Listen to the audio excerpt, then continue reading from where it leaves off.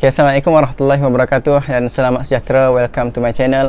Okay, untuk perkongsian kali ini saya nak kongsikan tentang jenis-jenis mata jigsaw. Okay, sebenarnya sebelum tu saya nak terangkan jigsaw ni tujuan dia untuk apa? Untuk memotong besi, aluminium, kayu, plywood dan sebagainya. Jadi sebenarnya untuk kita nak memotong bahan-bahan tadi, sebenarnya perlu kita menggunakan mata yang berbeza mengikut material yang kita nak potong. Tak boleh kita apa dia ni sekaligus kita kira bohong satu mata tu semua sekali kita boleh potong. Okey, boleh menyebabkan kerosakan pada mata jigsaw dan bahan yang kita nak potong. Okey, sebelum saya meneruskan video ni, bagi korang yang masih baru dalam channel PG Share, okey, PG Share banyak berkongsi tentang asas pertukangan dan DIY kreatif. Okey, jadi boleh pakat-pakat subscribe, tinggalkan komen untuk penambahbaikan supaya PG Share dapat menghasilkan lebih banyak lagi video-video asas pertukangan dan DIY kreatif untuk kita kongsikan bersama. Okey, di sini kalau kita tengok ada 5 jenis bilah. Okey, yang mana saya akan terangkan satu persatu, kita bahaskan satu persatu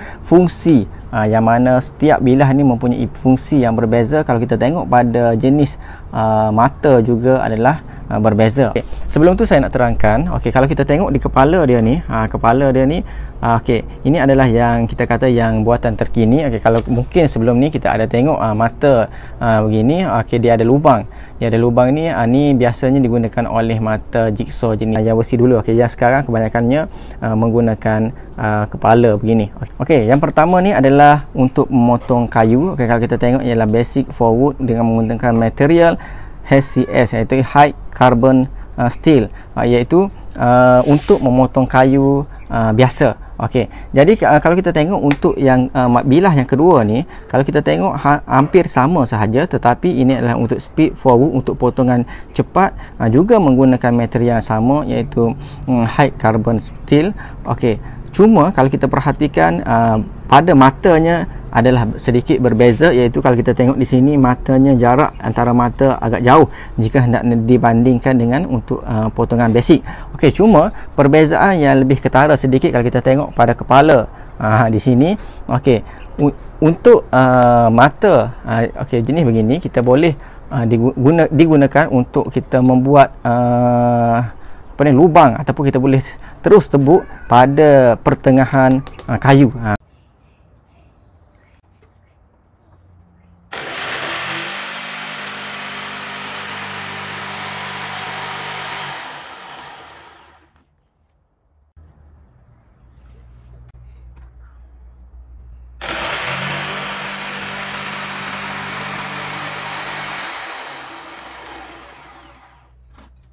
Okey, untuk mata yang ketiga ni adalah juga untuk memotong kayu, tetapi perbezaannya adalah untuk memotong clean, bersih, potongan bersih. Macam kita tengok di sini, ketiga-tiga mata ini adalah untuk memotong kayu, tetapi mempunyai fungsi juga berbeza. Okey, kalau kita tengok yang pertama ni, setiap inci bilahnya ni biasanya dalam 12 mata setiap inci. Okey, ni biasanya dalam 10. Okey, ni banyak mungkin 20 dalam setiap inci.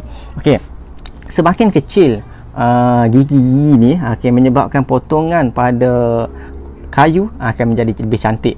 Untuk mata ni untuk kita potong dan boleh corner-corner. Jadi inilah mata untuk kita membuat bentuk pada kayu kita.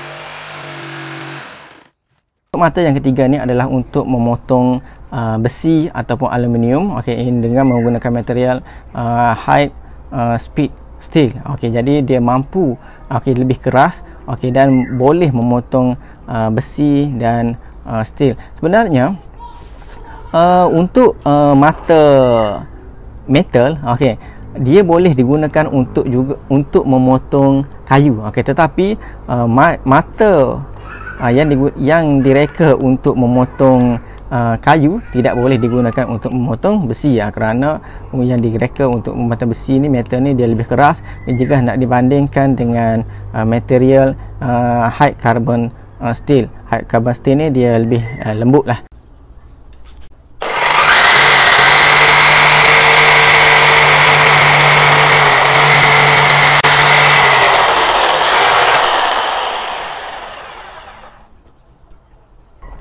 Okey, untuk mata yang kelima ni adalah mata progressor untuk memotong kayu dan besi sekaligus. Dia boleh potong sekaligus ni. Okey, yang mana B metal. Okey, B metal ni adalah body dia ni, ni atas ni dia menggunakan high carbon steel. Okey, dan mata dia ni dia gunakan high speed steel. Okey.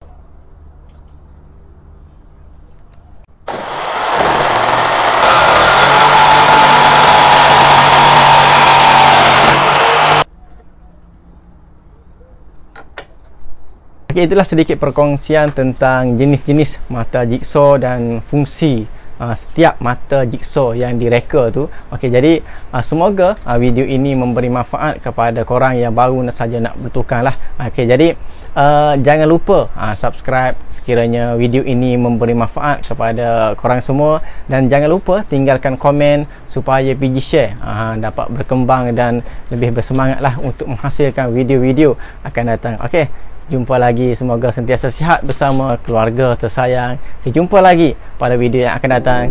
Assalamualaikum.